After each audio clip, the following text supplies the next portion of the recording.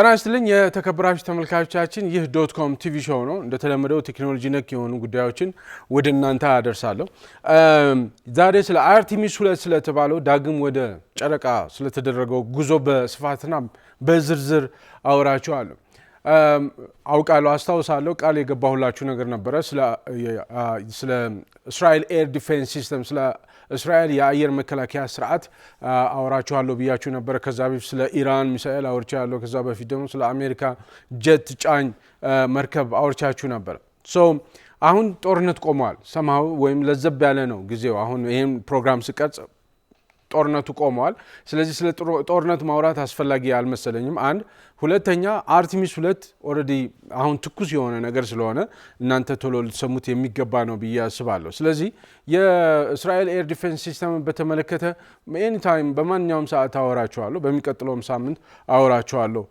3 ፕሮግራሞች በተከታታይ አወራችኋለሁ ብዬ ቃል ስለገባሁላችሁ ማለት ነው አፕሪል 1 2026 እጅግ በጣም አስደናቂ የሆነ ነገር የተፈጠረበት ነው የመጀመሪያ ጊዜ እንግዲህ ከ50 ዓመት በኋላ የሰው ልጅ ከሎ ኤርዝ ኦርቢት ከ400 ኪሎ ሜትር በላይ ዘልቆ መሻገር የቻለበት ነው እንግዲህ ከ50 ዓመት በኋላ ይላሉ ናሳ አርቴሚስ 2 በሚለው ፕሮጀክቱ ናሳ የመጀመሪያውን ክሩድ ሚሽን ማለት ሰዎችን ያዘለ ሰዎችን ያማከለ ሰዎች የጉዞ አካል የሆኑበት ሚሽን ለመጀመሪያ ጊዜ አፕሪል 1 ላውንች ተደርጎ ተመልሰዋል ኦሬዲ ይሄ ያ ፕሮጀክት ወደ ጨረቃ የተደረገው የዳግም ጉዞ በጣም ዴንጀረስ የነበረ በጣም አምቢሽየስ የነበረ ፕሮጀክት ነው አይታችሁ ከሆነ በጣም ግዙፍ የሆነ ሮኬት አለ በጣም ኢንትረስቲንግ የሆነው እኔ በጣም ኢንትረስት ያደረገኝ ከጉዞ የበለጠ ይሄ ሮኬቱ ነው ስለዚህ ስለ ሮኬቱ በደንብ በስፋት አወራችኋለሁ 4 አስትሮናቶች ወይም ደግሞ የዚህ ታሪክ ሰዋዊ የሆነው ወይም ደግሞ የሰው መልኩ 4 አስትሮናቶች ናቸው 4 የጠፈር ተመራማሪዎች ማለት ነው እነዚህ 4 ጠፈር ተመራማሪዎች አንድ ኤስዩቪ ወይም ደግሞ ላንድ ክሩዘር የሚያክል ስፋት ያለው ኦሪዮን የሚባል ካፕሱል ላይ ተቀምጠው ነው እንግዲህ ተፈናጥረው ወደ ጨረቃ የተጓዙት ያፈናጠራቸው ነገር ነው በጣም የሚያስገርመው ያፈናጠራቸው ነገር ምንድነው ሮኬት ነው ይሄ ኤስኤልኤስ ይባላል ስፔስ ላውንች ሲስተም ይባላል ይሄ ሮኬት can you imagine 384000 ኪሎ ሜትር ነው ከመሬት ጨረቃ ድረስ ይሄንን አፈናጥሮ ወደ ጨረቃ የላካቸው የወሰዳቸው ይሄ ኤስኤልኤስ የሚባለው ነው እጅግ በጣም አስደናቂ ነው ወደ 98 ሜትር ያክል ርዝመት ያለው ማለት 22 ወለል ፎቅ ያክል ረጅም ይሆንና ሲነሳ ላውንች ሲያደርግ ብድግ ሲል የሚፈጠረው ኤክስፕሎዥን የሚፈጠረው ትራስት ወይም ግፊት 160,000 የሚሆኑ የስፖርት ካርስ ሃይ ፐርፎርሚንግ ስፖርት ካርስ የሚባሉ አሉ አይደል የስፖርት ውድድር አሜሪካ ውስጥ ያሉ የስፖርት ውድድሮች አይታችሁ ከሆነ ያንዳንዱ መኪና ከፍተኛ የሆነ አቅም ያለው ሞተር የተገጠመለት ነው እንደዛ አይነት 160,000 የሚሆኑ ስፖርት ካሮች አንድ ላይ ሲነሱ ሮር ሲያርጉ ሲነሱ የሚያስነሳውን ግፊት ማስነሳት የሚችል ነው ይሄ ላውንቸሩ ይሄ ላውንች የሚያደርገው ብርቱካናማ ቀለም ኦሬንጅ ቀለም የተቀባው ማለት ነው እጅግ በጣም አስደናቂ ነው እንዳልኳችሁ 384400 ኪሎ ሜትር ርቀት አለው ጨረቃ ከመሬት ጨረቃ ማለት አየር ላይ ዲፕ ኢንቱ ስፔስ ማለት አየር ላይ can you imagine ከመሬት ያንን አፈናጥሮ ወደዛ መውሰድ መቻል ማለት እጅግ በጣም አስደናቂ ነገር ነው ሰዎች ኮንስፓይረሲ ነው ውሸት ነው አፖሎ 1972 መሬት የሰው ልጅ ጨረቃ ላይ አልወደቀም ምናምን የሚጣፍጥ ወሬ ነው ይሄ ሰው ሞተ አለቀ ተቃጠለ ፈነዳ ከሚለው ወሬ በሚሊዮን እጥፍ የተሻለ ወሬ ነው ኮንስፓይረሲ ሆነ ማለት ነው እኔ ኮንስፓይረሲ አይደለም ነገር ግን ሰዎች ኮንስፓይረሲ ነው ይሉታል anyway ሃይ ኤርዝ ኦርቢት ከደረሰ በኋላ ወይም ደግሞ 74000 ኪሎ ሜትር አካባቢ ከደረሰ በኋላ እንደዚህ አወናጭፎ ከወጣ በኋላ ቫን አለን ራዲዬሽን ይባላል ሁለት እንደ ቦምቦሊኖ አይነት ራዲዬሽኖች አሉ ራዲዬሽኖች እነዛን ራዲዬሽኖች ሰንጥቆ ማለፍ አለበት በፍጥነት ማለፍ አለበት እንዴት እንዳለፈ ነግራቸዋለሁ ይሄ ትራንስሉናር ኢንጀክሽን ይባላል የመሬትን ስበት ጥሶ መውጣት መቻል ማለት ነው ከዛ ሙር ላይ ይደርሳሉ ጨረቃ ላይ ይደርሳሉ ፍላይ ባይ ያደርጋሉ ወይም ደግሞ አንዴ እንደዚህ ዞሮ ተመልሰው ወደ መሬት ይመለሳሉ ሉናር ፍሪ ሪተርን ኢንጀክሽን ትራጀክተሪ ይባላል ስለነዚህ ነገሮች በዝርዝር በዚህ ፕሮግራም አወራችኋለሁ። ዜና አይደለም ይሄ ዜና ሳይሆን ዝርዝር ነገሮቹ በተለይ ቴክኖሎጂ ነክ የሆነውን ጉዳይ በስፋት እና በዝርዝር አወራችኋለሁ። አብራችሁ እንድትቆዩ በአክብሮት ጋብዛለሁ። ባህሩ አባስ ነኝ። ተመልሰን እንገናኛለን።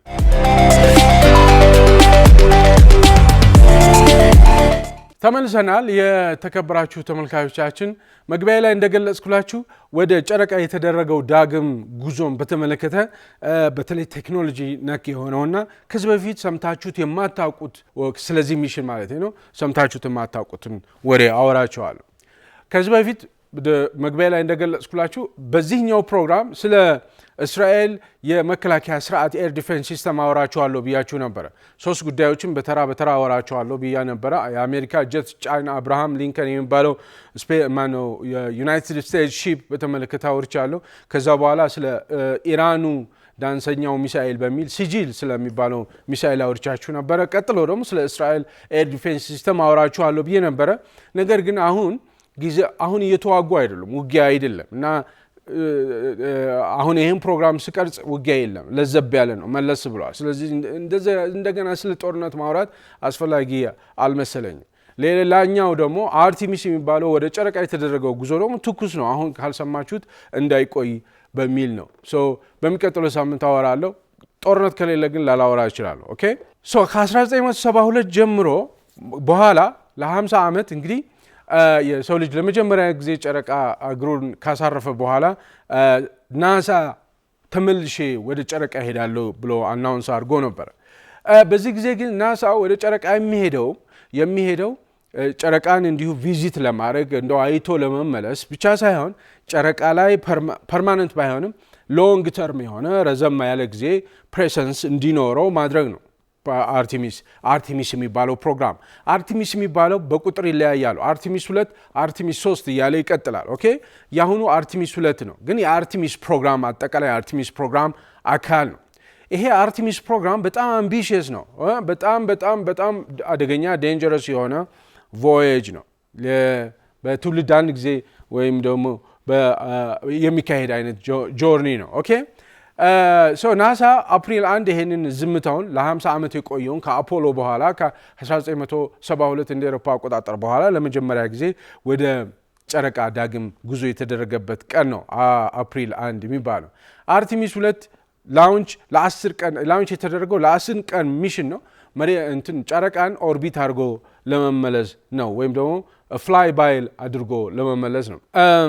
ይሄ የመጀመሪያው ክሩድ ሚሽን ነው። የመጀመሪያው ክሩድ ሚሽን ነው ማለት ከ1972 ወዲህ ሰዎችን ያዘለ አስትሮናውቶችን ያዘለ የመጀመሪያው ክሩድ ሚሽን ነው።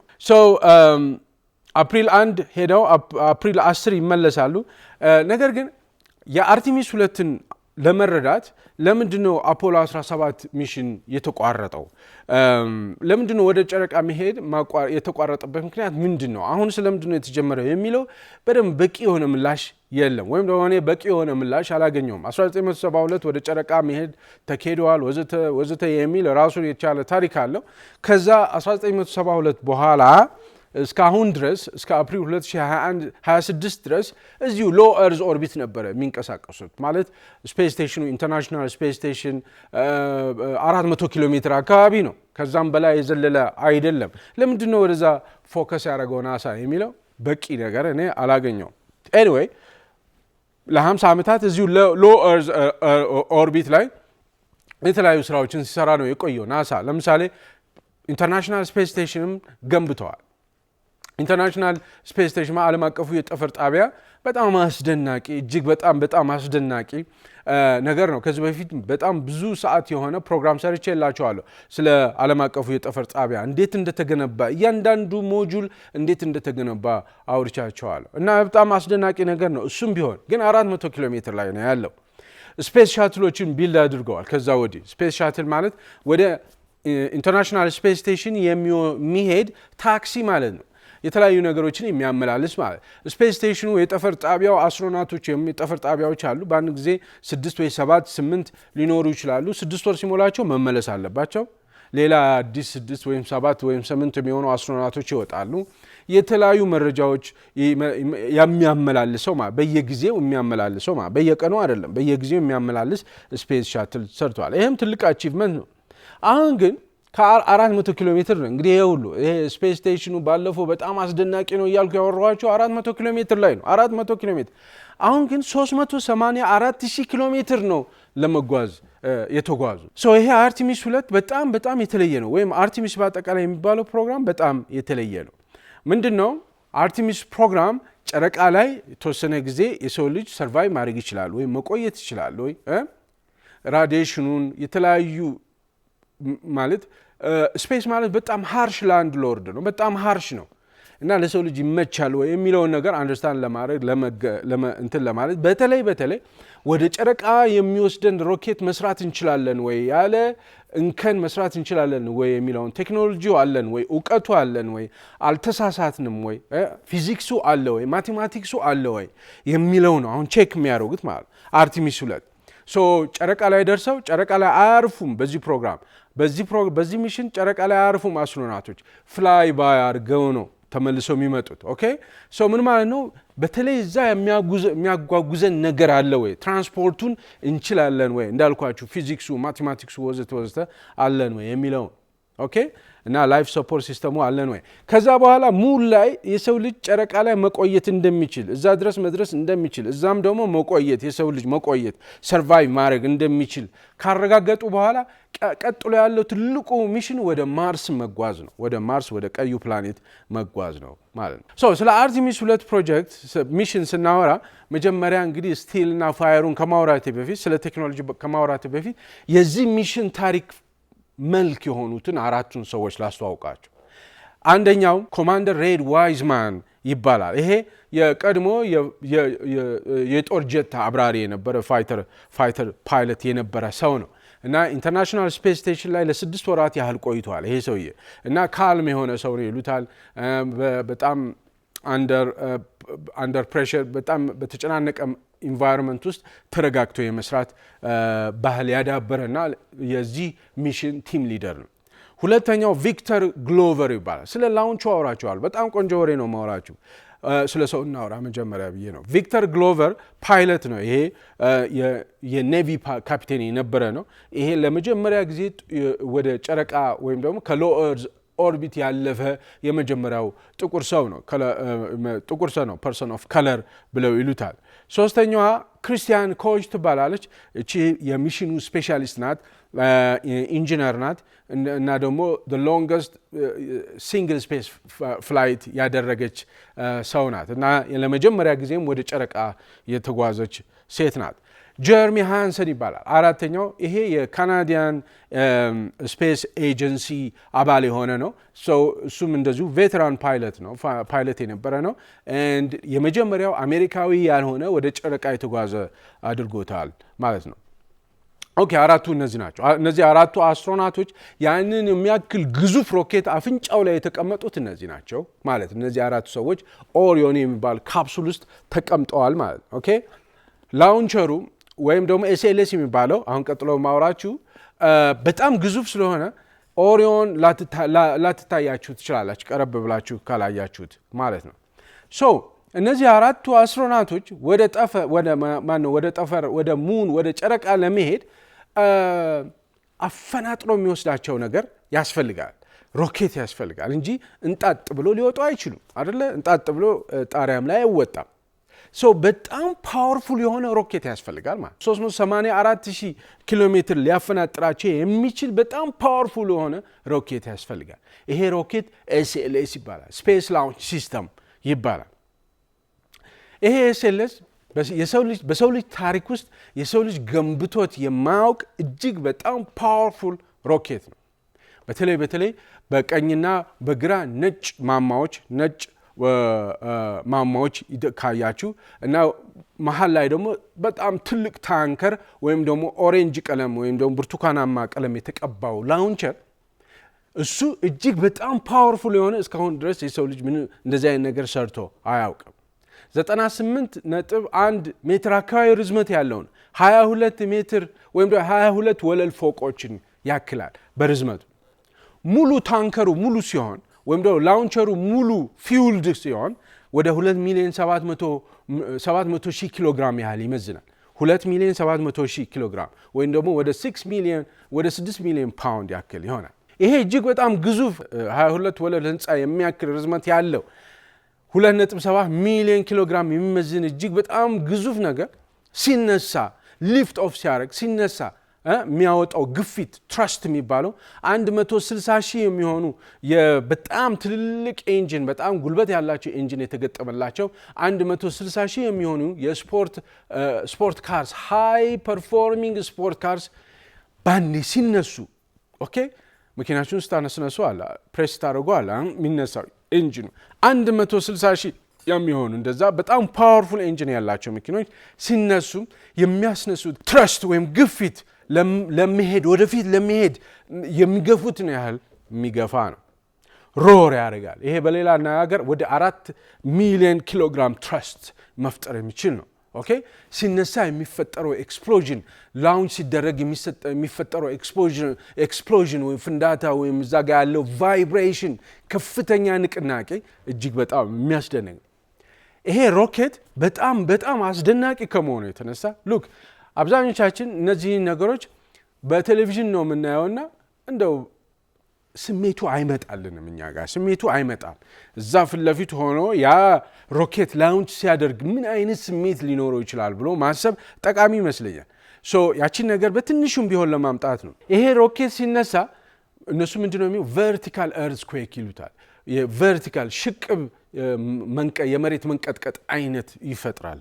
የዚህ ሞንስተር የሆነ ሮኬት የዚህ ሮኬት ቦዲው ኮር ስቴጅ ይባላል። ኮር ስቴጅ የሚባለው ይሄ ብርቱካናማ ቀለም የተቀባው ኦሬንጅ ቀለም የተቀባው ትልቁ ታንከር 64 ሜትር ርዝመት አለው። እሱ ራሱ ማለት እሱ ቦይንግ ነው የሰራው። ቦይንግ የሚባለው ይሄ አውሮፕላን የሚሰራው እሱ ነው የሰራው እና ይሄ ውጩ ስኪኑ የዚህ ሮኬት ብርቱካና ቀለሙ ስኪኑ ስፔሻል የሆነ ማቴሪያል ነው። አልሙኒየም አሎይ ይባላል። 2219 ብለው የሚጠሩት ነው እና ኮንስትራክሽኑ ለየት ያለ ኮንስትራክሽን ነው። ኦኬ የሆነ ብረት ለጥ ያለ የብረት እንትን እንደዚህ ክብ ስትሰሩ እንዴት ነው የሚሆነው?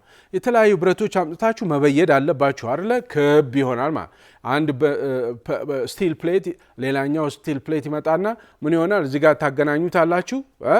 ከዛ በኋላ ሙሉ ይገጥማል ማለት እና የሆነ ብየዳ አለ ማለት ዌልዲንግ አለ ማለት ነው። ይሄ ግን ዌልዲንግ የለውም። የዚህ ብርቱካናው ቀለሙ እንትኑ ኮንስትራክት የተደረገበት መንገድ ፍሪክሽን ስቲር ዌልዲንግ ይባላል። ፍሪክሽን ስቲር ዌልዲንግ ማለት የተለያዩ ፕሌት ኦፍ ስቲል ይመጣሉ። ይሄ አንድ ስቲል ነው፣ ሌላኛው ስቲል ነው። በአንድ ስቲር አድርጎ በፍሪክሽን እነዚህን ሁለቱን አንድ ማድረግ ማለት ምንም አይነት እዚህ ጋር ብየዳ የለውም። አንድ ነው የሚሆኑት ማለት አንድ የሆነ መጥተው ይገናኛሉ በፍሪክሽን ማለት ነው። በፍሪክሽን እስካሁን ድረስ እንደዚህ አናውቅም እኛ እንደዚህ አይነት ኮንስትራክሽን እንዳለ አላውቅም እኔ። በዚህ አይነት መልኩ ነው የሚሰራው እና በዚህ አይነት መልኩ ሲሰራ በጣም ላይት ዌት ነው። ነገር ግን ስኪኑ ውጪው በጣም ጠንካራ እንዲሆነ በጣም ኢንክሬዲብሊ ስትሮንግ የሆነ ማቴሪያል ያደርገዋል። ስትሮንግ እንዲሆን የሚፈለግበት አንዱ ምክንያት በውስጡ ታንከር ፊውል ይይዛል። ይሄ ታንከር ነው ብያቸዋለሁ። በጣም ሂውጅ ታንከር ነው። ታንከር ማለት ነዳጅ የሚቀዳበት ማለት መኪና ሲኖራችሁ መኪናችሁ ውስጥ የሚገባው ታንከሩ ነዳጅ የምትቀዱበት ነው። ይሄም የሮኬቱ ትልቁ አካል ነው፣ ግን ታንከር ነው። በውስጡ ፊውል ይይዛል። ወደ 700,000 ጋሎን የሚሆን ፊውል ይይዛል፣ ወይም ደግሞ 2,600,000 ሊትር ፊውል ይይዛል። ይሄ ፊውል ሱፐር ኩል የሆነ ፊውል ነው። በጣም በጣም በጣም የቀዘቀዘ ፊውል ነው። ሊኩዊድ ሃይድሮጅን እና ሊኩዊድ ኦክሲጂን የያዘ ነው። ሰው አንደርድሮ የሚያስነሳው ማለት ይሄ ሊኩዊድ ሃይድሮጅን እና ሊኩዊድ ኦክሲጂን በጣም ሱፐር ኩልድ ነው ብያቸዋል። በማይነስ 252 ዲግሪ ሴልሺየስ የተቀመጠ ነው። ሄዳችሁ አጋጣሚ ሆኖ ኦሬንጅ ቀለም የተቀባው ፎም የተቀባበት ምክንያት ውስጥ ያለው ቅዝቃዜ ወደ ውጭ እንዳይወጣ ነው። እጃችሁን ሄዳችሁ ቀለሙ ባይኖር ኖሮ ኦሬንጅ ቀለሙ ባይኖር ኖሮ እጃችሁን ብታስነኩ እጃችሁን በጣም በከፍተኛ ቅዝቃዜ እዛው የማጣበቅ ያህል እዛው የማቅለጥ ያህል አቅም ያለው ቅዝቃዜ አለው ማለት ነው። ከዚህ ከትልቁ ታንከር ከስር 4 በጣም ጃንት የሆኑ 4 ሞተሮች አሉ። RS 25 ይባላሉ እነዚህ ሞተሮች እያንዳንዳቸው 4 ናቸው። እያንዳንዳቸው ትንንሽ መኪና ያክላሉ። ሳይዛቸው ትንንሽ መኪና በመጠናቸው ትንንሽ መኪና ያክላሉ። እሱ ብቻ አይደለም የሚያስደንቁ አንዱ ከአራቱ አንዱ ይሄ ኢንጂን የ8 ቦይንግ 747 አውሮፕላን ኢንጂን የስምንቱንም ኢንጂን ጉልበት ለብቻው አያያዘን የ8 747 አውሮፕላን ቦይንግ አውሮፕላን ኢንጂኖች ተደምሮ የሚያወጡት ጉልበት ይሄ ለብቻው ያወጣ አንዱ አራቱ ማለት የ32 747 ቦይንግ 747 አውሮፕላን የሚያወጡትን ሞተር የሚያወጡትን ጉልበት ማውጣት የሚችል ማለት እነዚህ አራቱ ኢንጂኖች ከስር ያሉት አራቱ ኢንጂኖች በሰከንድ ውስጥ በአንድ ሰከንድ ውስጥ አንድ ሱፐር ሳይዝድ የሆነ ወይም ደግሞ ኦሎምፒክ ሳይዝድ የሆነ የኦሎምፒክ መዋኛ ገንዳ የሚይዘውን ውሃ ያክል በሰከንድ ውስጥ ነዳጅ ይበላል። አንድ ኦሎምፒክ ሳይዝድ የሆነ መዋኛ ገንዳ ስንት ሊትር ውሃ ነው የሚይዘው? አይ ቲንክ 2 ሚሊዮን ይመስለኛል አይደለ? የዛን ያህል በአንድ ጊዜ መውሰድ የሚችል ነዳጅ መኪናችሁ ሲሄድ ነዳጅ እንደሚበላው ማለት በሰከንድ ነው። ይሄ ግን የሚበላው ግዙፍ ነው ማለት ምን ያህል ጉልበት ያለው ነገር እንደሆነ ልነግራችሁ ነው። ኦፍ ኮርስ ፎር ዛት ማተር 384,000 ኪሎ ሜትር ለመድረስ የሚደረግ መወርወርን ማምጣት እንዲችል የሚያደርግ ነው።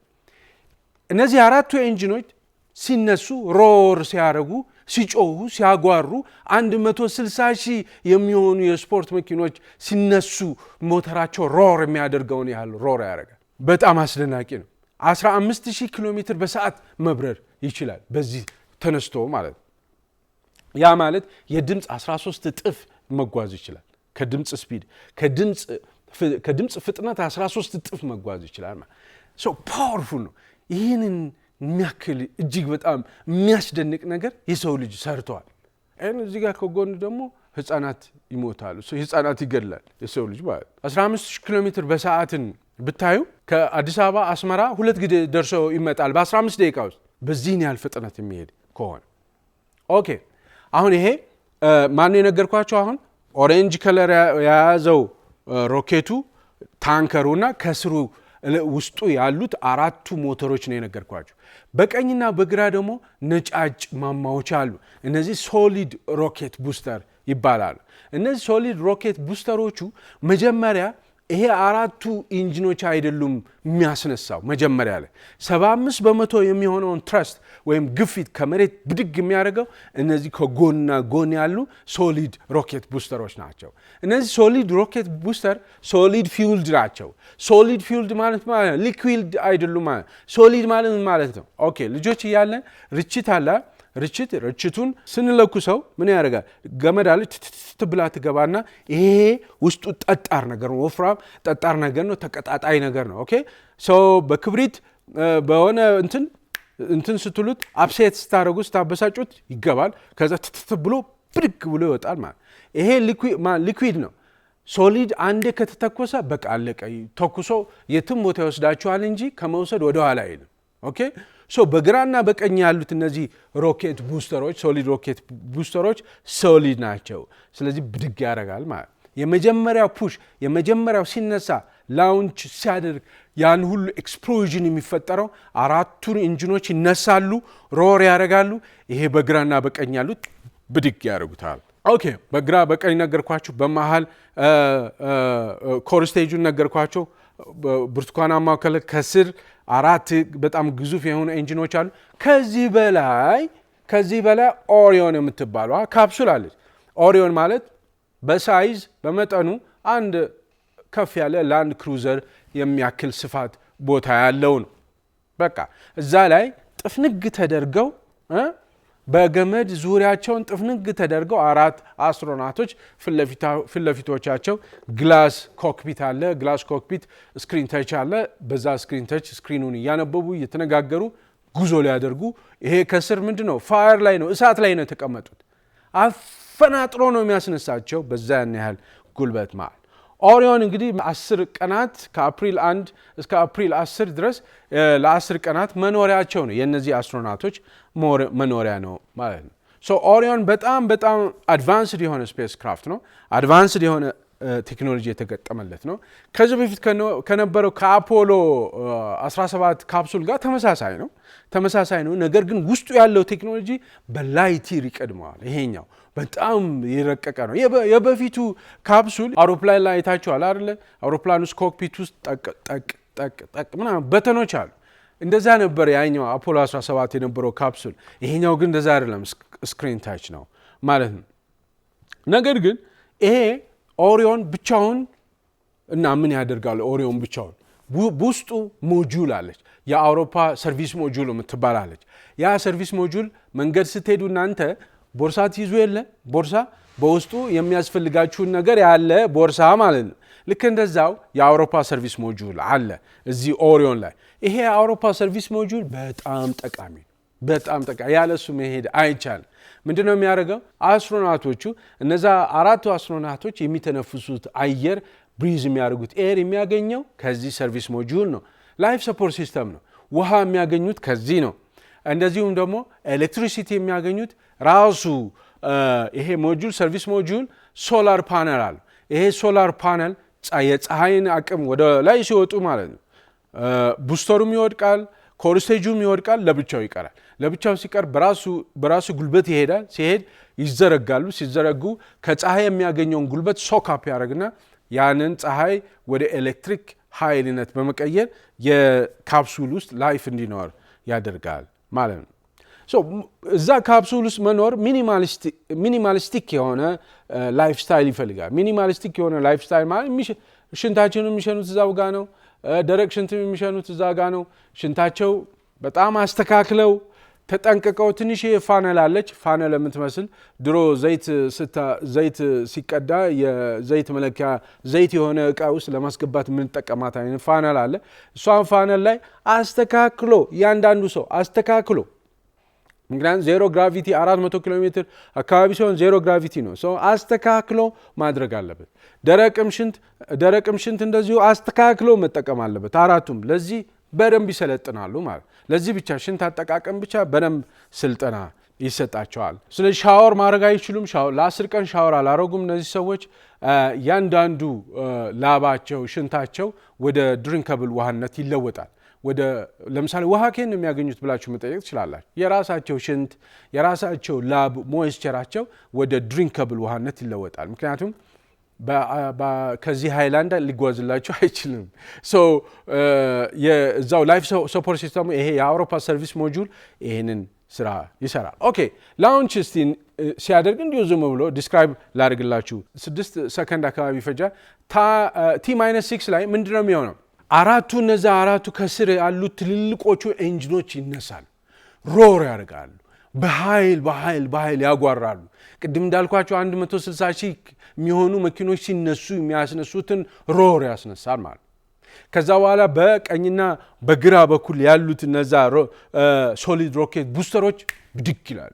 ብድግ ሲሉ የሚነሳው ኤክስፕሎዥን የሚነሳው ቫይብሬሽን እጅግ በጣም አስደናቂ ነው። ያ ነው እንግዲህ ኤክስፒሪየንስ የሚባለው እጅግ በጣም የሚያስደንቀው ማለት ነው። በኃይል ቫይብሬሽን ይፈጠራል። ቫይብሬሽን ሲፈጠር ውስጥ ያሉት ኦሪዮን አናቱ ላይ የተቀመጡት ኦሪዮን ውስጥ ያሉት አራቱ አስትሮናውቶች ከፍተኛ ፑሽ ወደኋላ ወደ ወንበራቸው ዘጭ ብሎ ወደኋላ ይወድቃሉ። ወንበራቸው ላይ ወደኋላ ይላሉ ማለት ሲነሳ። በሌላ ነገር እዚህ ደረታቸው ላይ በጣም ከፍተኛ ቫይብሬሽን ይሰማቸዋል። በኃይል በገመድ የታሰሩ ናቸው። 5 ቦታ እንደዛም ሆኖ በሚነሳበት ጊዜ ቫይብሬሽኑ ኤክስፕሎዥኑ የሚፈጠረው እዚህ ደረታቸው ላይ ከፍተኛ ሆኖ ፑሽ ይፈጠራል። 3 ወፋፍራም ጓደኞች አሏችሁ። እነዛ 3 ወፋፍራም ጓደኞቻችሁ ለደረታችሁ ላይ ሲቀመጡ የሚሰማችሁን ስሜት ይሰማቸዋል። ግን they have to be alert በጣም አለርት መሆን አለባቸው። ስለዚህ ተብሎ የሰለጠኑ ናቸው። ይሄንን መሬት ላይ ትሬኒንግ ሲያደርጉ የነበሩ ናቸውና ከአይናቸው ከስክሪን ላይ ማስነሳት የለባቸውም። ሁሉን ነገር ኮንትሮል ማድረግ አለባቸው ማለት። ይሄ እንግዲህ ገና ሲነሳ ነው። ኦኬ ልክ 2 ደቂቃ ኢንቱ ዘ ፍላይት ማለት ነው። 2 ደቂቃ እንደተነሳ እነዚህ ቡስተሮቹ ግንድስ ብለው አትላንቲክ ውቅያኖስ ውስጥ ይወድቃሉ። ከዛ ማን ቴክ ኦቨር ያደርጋል? እነዛ 4 ኤንጂኖች ሞተሮች ይነሳሉ ማለት። ኦኬ እነሱ ደግሞ በ28000 ኪሎ ሜትር በሰዓት 28000 ኪሎ ሜትር ወደ ላይ በቃ ይበራል መብረር ጀምሯል ማለት ይሄ የሆነ 2 ደቂቃ ላይ እነዛ ሁለቱ ሶሊድ ሮኬት ቡስተሮቹ ወድቃሉ አትላንቲክ ኦሽን ልክ 8 ደቂቃ ድረስ ከደረሰ በኋላ ታንከሩ ይሄ 2.7 ሚሊዮን ሊትር ሊኩዊድ ኦክሲጅን እና ሊኩዊድ ሃይድሮጅን የያዘው ታንከር ይጨርሳል 8 ደቂቃ ኦሬዲ 28000 ኪሎ ሜትር በሰዓት መብረር ይጀምራል ይጨርሳል እሱም ግንድስ ብሎ ወደ አትላንቲክ ኦሽን ይወድቃል ማለት ያ ማለት ኦሬዲ ሃይ ኤርዝ ኦርቢት አድርሷቸዋል ማለት ሃይ ኤርዝ ኦርቢት ወደ 74000 ኪሎ ሜትር አካባቢ አድርሷቸዋል ሃይ ኤርዝ ኦርቢት ከደረሱ በኋላ እንግዲህ አሁን ከመሬት 74000 ኪሎ ሜትር ውስጥ በ8 ደቂቃ ውስጥ ደርሰዋል ማለት ነው the highest ኦኬ እዛ ከደረሱ በኋላ ረጋ ማለት አለባቸው 24 ሰዓት መሬትን ኦርቢት ያደርጋሉ 24 ሰዓት ኦኬ 24 ሰዓት መሬትን ይዞሯታል ሃይ ኤርዝ ኦርቢት ማለት ኦልሞስት 74000 ኪሎ ሜትር አካባቢ ብያቸዋል እና አንድ ቢግ ሉፕ መሬትን ይዞሯታል ለምንድነው መሬትን የሚዞሯት ለምን እንደተነሱ ተፈናጥረው ለምንድነው ወደ ጨረቃ የሚያደርጉትን ጉዞ ለምን አልቀጠሉ አሁን ማን ቀረብ ያቻዋል ያ እንትን ብርቱካናማው ትልቁ ታንከር ወድቋል ብያቸዋል በግራና በቀኝ ያለው ሶሊድ ሮኬት ቡስተሮቹ ነጫጭ ማማዎቹም ወድቀዋል አሁን ማን የቀረው ካፕሱላ ናት የቀራቸው አራቱ አስትሮናውቶች ያዘች ካፕሱል ማለት የራሷ ኢንጂን አላት ራሷም ትነሳለች እንዴት እንደምትነሳ ነግራቸዋል ለምንድነው 74000 ኪሎ ሜትር ላይ ሃይ ኤርዝ ኦርቢት ላይ መሬትን ለ24 ሰዓት ለምንድነው የሚዞሩት ቼክ ለማድረግ ኦኬ ቼክ ይደረጋል ቼክም እንዴት ነው የሚደረገው ያለን ነገር ካሁን በኋላ ለሌለው ረጅሙ መንገድ በቂ ነገር አለን ወይ ላይፍ ሰፖርት ሲስተማችን ይሰራል ወይ ላይፍ ሰፖርት ሲስተም ማለት ያቺ የአውሮፓ ሰርቪስ ሞጁሏ በትክክል አየር እየሰጠችን ነው ወይ ውሃ እየሰጠችን ነው ወይ ቴምፕሬቸር ሙቀት ማለት እዛ መኖራቸው ላይ የተመጣጠነ ሙቀት አለ ወይ ኦኬ and ይሄ እነዚህን ቼክ ሲያደርጉ የተሳሳተ ነገር ካለ ኦሬዲ ከመሬት ብዙ ስላራቁ ወደ መሬት እንዲመለሱና ሚሽኑ ፌል አድርጓል ተብሎ እንዲመለሱ ነው ቼክ የሚያደርጉት ማለት ነው ከዛ በኋላ ይሄን ቼክ ካደረጉ በኋላ ምንድነው they commit to the moon ማለት ነው ወደ ሙን የሚደረገው ጉዞ የሚቀጥሉታል ማለት ወደ 380,000 ኪሎ ሜትር የሚደረገው ጉዞ ምን ማለት ነው መኪና እንደገዛችሁ እናንተ መኪና እንደገዛችሁ ቀጥታ ቦሌ ቀለበት መንገድ ሄዳችሁ 100 ኪሎ ሜትር በሰዓት ትነዱታላችሁ ኖ አይደለም እዛው ሰፈር አካባቢ ብሎክ ለብሎክ እየዞራችሁ ማርሹ ይሰራል ወይ ኢንጂኑ ይሰራል ወይ ዳሽቦርዱ ይሰራል ወይ መሪው ራሱ በስርዓቱ ይሰራል ወይ መለማመድ ምናምን አለባችሁ መኪናው እንጂ ባንዴ ተነስቶ እዛ 100 ኪሎ ሜትር በሰዓት አትበሩበትም ኤግዛክትሊ እንደዛ ነው የተደረገው ማለት ነው ከዛ እንግዲህ እዛ 24 ሰዓት ዞረዋል ብያቸዋል ከዛ 74000 ኪሎ ሜትር አካባቢ ማለት ከዛ ምንድነው አንድ አደገኛ ነገር ይገጥማቸዋል ቫን አለን ራዲዬሽን የሚባል ሁለት ቦምቦሊኖ ቅርጽ ያላቸው ራዲዬሽኖች አሉ እነዛ ራዲዬሽኖች በጣም በፍጥነት ማለፍ አለባቸው በፍጥነት ለማለፍ መስፈንጠር አለባቸው ሲፈነጠሩ ሁለት ታርጌት አሉ አንዱ ከነዚህ ቦምቦሊኖ ራዲዬሽንም ለማለፍ ራዲዬሽኑ አስትሮናውቶችን ሊጎዳቸው ይችላል በሚል ነው በጣም ብዙ አይደለም እንጂ አካብደውት ነው የተናገሩ እንጂ ብዙ አይደለም ራዲዬሽኑ ትንሽ ነው ይሄን ያህል አይደለም አንድ ሲቲ ስካን ውስጥ ስትገቡ የሚመጣባችሁ ዲስአድቫንቴጅ አክል የሚሆን ራዲዬሽን ነው ብዙ አይደለም ሶ ያንን ለማንኛውም መስፈንጠር አለባት መስፈንጠሩ ግን ለራዲዬሽኑ ለማለፍ ብቻ ሳይሆን ከዛ በኋላ ላለው ጉዞ መስፈንጠሪያ አድርገው ተጠቅመውበታል ራዲዬሽኑ ማለት ነው ለምሳሌ ራዲዬሽን ማለት ልጆች ያለን ጭስ አለ ጥቁር ጭስ አለ አካባቢ የተቃጠለ አካባቢ ለማጽዳት የአካባቢ ቆሻሻ ተሰብስቦ ጭስ ይኖራል ያ ጭስ ጥቁር ነው እና በዛ ጋር ስታልፉ ምንድነው የምታደርጉት በጣም በፍጥነት ነው የምትሮጡ ትንፋሻችሁን ይዛችሁ በፍጥነት ማምለጥ አለባችሁ እዛ መቆየት የለባችሁ ኤክስፖዝድ ሆናላችሁ ራዲዬሽኑ ማለት እንደዛ ነው ጉዳት የሚያደርስ ነው እዛ አካባቢ መቆም የለባችሁ በተቻለ መጠን በፍጥነት ማለፍ መቻል አለባችሁ ማለት ነው ሶ ይሄንን ሁለቱ ቦምቦሊኖ የሚመስሉ ራዲዬሽኖች በፍጥነት አልፎ ያ ፍጥነት ግን ለዛ ራዲዬሽን ለማለፍ ብቻ አይደለም ቀጥታ ወደ ሙን የሚያስፈነጥር ትራጀክተሪ ያስፈልጋል ይሄ ትራንስ ሉናር ትራጀክተሪ ይባላል ትራንስ ሉናር ትራጀክተሪ ቀጥታ የመሬትን ግራቪቲ ሙሉ ለሙሉ በመላቀቅ መፈንጠር ማለት ነው ተስፈንጥሮ ወደ 384000 ኪሎ ሜትር ርዝመት መሄድ ማለት ነው። ትራንስሉናር ኢንጀክሽን ይባላል። ይሄ እንግዲህ የሚደረገው 40,000 ኪሎ ሜትር በሰዓት እየበረረ ነው። 40,000 ኪሎ ሜትር በሰዓት ያንን ቦምቦሊኖች እነዛ ሁለቱ የራዲዬሽን ቦምቦሊኖችን ሰብረው ገብተው ከዛ ኢሚዲየትሊ ወደ ላይ ወደ ጨረቃ ይጓዛሉ። ይሄ ስኬፕ ቬሎሲቲ ይሉታል ማለት ሙሉ ለሙሉ ራሳቸውን አሁን ከመሬት ግራቪቲ አላቀቁ ማለት ሰው በዚህ አይነት መልኩ የት ይደርሳሉ? ጨረቃ ላይ ይደርሳሉ። የሚገርማችሁ ነገር በጣም የሚያስደንቅ ነገር ነው። ይሄ 4 ቀን ይፈጃል። አሁን እስከነገርኳችሁ ጨረቃ እስኪደርስ ድረስ 4 ቀን ይፈጃል። ከ4 ቀን በኋላ ጨረቃ ላይ ይደርሳሉ። ጨረቃን ፍላይ ባይ ያደርጋሉ። ከዛ በኋላ ጨረቃ ራሷ ግራቪቲ አላት። ጨረቃ የራሷ ስበት አላት። ያ ስበት እንደ መሬት ስበት አይደለም። የመሬት ስበት 1/6 የሚሆን አላት። ነገር ግን አነስ ቢልም 1/6 ቢሆንም ካፕሱሉን የመያዝ አቅም አላት። ካፕሱሉ ኦሪዮን ማለት ነው የመያዝ አቅም አላት። ሶ እንደዚህ እንድትዞር ያደርጋታል ራሱ ግራቪቲው አይደለ? እንደዚህ ያደርጋ ስሊንግ ሾት ያደርጋታል። ስሊንግ ሾት እንደ ወንጭፍ አፈናጥሮ መልሶ ወደ መሬት ይመልሳታል። ካን ዩ ኢማጂን? በጣም አስደናቂ ነው። ያለምንም ኤነርጂ ያለምንም ነዳጅ ምናምን አያስፈልጋትም ኦሪዮኑ ማለት። ልክ ፋር ሳይድ ስትሄድ ፋር ሳይዱ በጣም ዴንጀረስ ቦታው ነው። የጨረቃው ፋር ሳይድ ከመሄዷ በፊት ከሄደች በኋላ ብቅ ስትል ምን ይሆናል? ራሱ ጨረቃ እንደዚህ አዙሮ ይመልሳታል። እንደዚህ አዙሮ ሲመልሳት ተመልሳ ኦሪዮን ወደ መሬት መምጣት ትጀምራለች ማለት። ይሄ ስሊንግ ሻት ይሉታል። ፍሪ ሉናር ፍሪ ሪተርን ትራጀክተሪ ብለው ይሉታል ማለት። ኦኬ ላይ ይደርሳሉ። ጨረቃ ጀርባ ይደርሳሉ። ጨረቃ ጀርባ ከደረሱ በኋላ ምን ይሆናል? የራሷ ግራቪቲ የጨረቃ ግራቪቲ ይይዘዋል። ራሱ እዛው አካባቢ ኦርቢት እንዲያደርግ ያደርግና ይመልሰዋል ማለት። ኦኬ ሉናር ፍሪ ሪተርን ትራጀክተሪ ይባላል። እንግዲህ ጨረቃ ማለት አንድ ጠጣር የድንጋይ ኳስ ማለት ናት። ኦኬ ፋር ሳይድ ሲደርሱ እነዚህ አሁን ዋናው እስካሁን ድረስ አወራችሁ ምናልባት የሳትኩት ነገር ምንድን ነው? ከዚህ ናሳ ጣቢያ ጋር ኮሚኒኬሽን አላቸው። እነዚህ 4ቱ አስትሮናውቶች በዚህ ሁሉ ጉዞ ላይ ከመሬት ካለው ቲም ጋር ኮሚኒኬሽን አለ። እንደዚህ ነው የራሱ የሚሽን ሪፖርቶች አሉ፣ የሚሽን ወሬዎች አሉ፣ የስታተስ አፕዴቶች አሉ፣ ፐርፎርማንስ ሪቪዎች አሉ። ሰፊ ነገር አለው ራሱ። ሶ ኮንስታንትሊ የማያቋርጥ ግንኙነት አለ። ነገር ግን ልክ ተፈናጥረው በትራንስሉናር ኢንጀክሽን ተፈናጥረው የት ይወስዳቸዋል? የጨረቃ ጀርባ ይወስዳቸዋል። ኦኬ የጨረቃ ጀርባ ሲወስዳቸው ጨረቃ ደግሞ ጠጣር የድብልብል ኳስ የድንጋይ ኳስ ስለሆነች ልክ እዚህ ጨረቃ ጀርባ ሲደርሱ ኮሚኒኬሽን ይቋረጣል።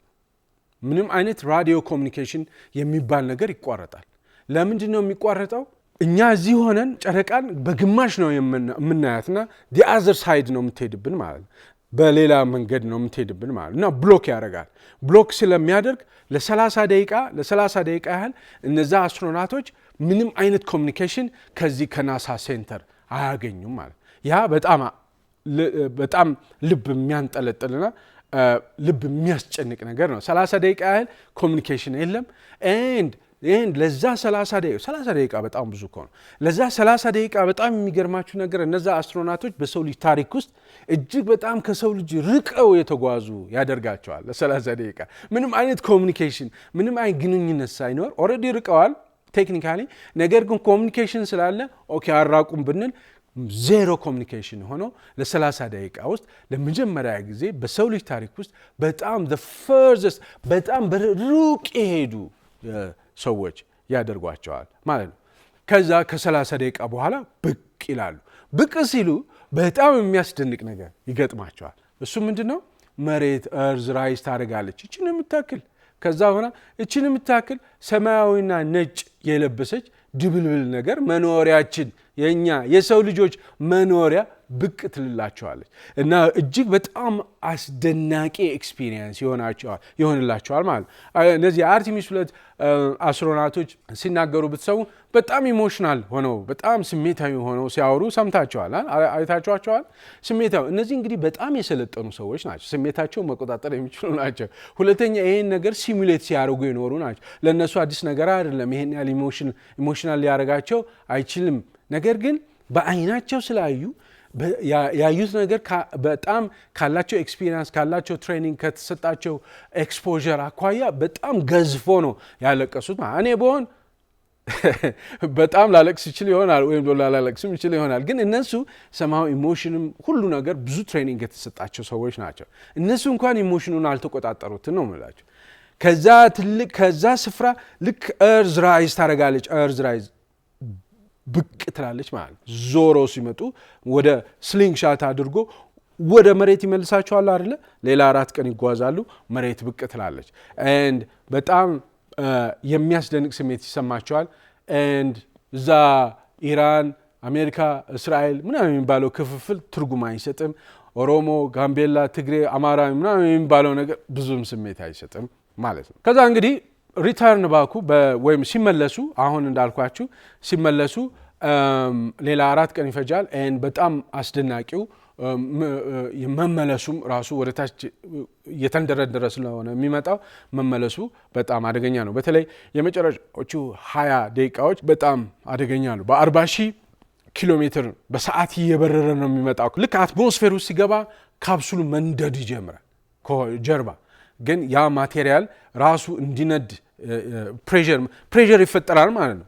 ፕሬዠር ሲፈጠር ይነዳል። ሲነድ እየነደደ ወደ ኋላ ይቀራል። አፌክት ያደረገውም ይሄንን ማለት ራሱ አሰራሩ ማቴሪያሉ ነዶ ራሱ ዞር ይላል እንጂ ሌላኛውን አያነድም ማለት እና አትሞስፌሩ እያነደዳቸው እየተንደረደሩ 40,000 ኪሎ ሜትር በሰዓት እየተንደረደሩ ፓሲፊክ ኦሽን ላይ ስፕላሽ ዳውን ያደርጋሉ ማለት ነው። ይሄ አርቲሚስ 2 ብቻ ላውንች ለማድረግ ወደ $4 ቢሊዮን ወጥቷል። በአጠቃላይ አርቲሚስ 2 ፕሮጀክት ወደ $60 ቢሊዮን አውጥተዋል። በጣም ውድ የሆነ ፕሮጀክት ነው። አብራችሁኝ ስለነበራችሁ ከልብ አመሰግናለሁ። በሚቀጥለው ሳምንት በሌላ ፕሮግራም እንገናኛለን። እስከዛው መልካም ሳምንት።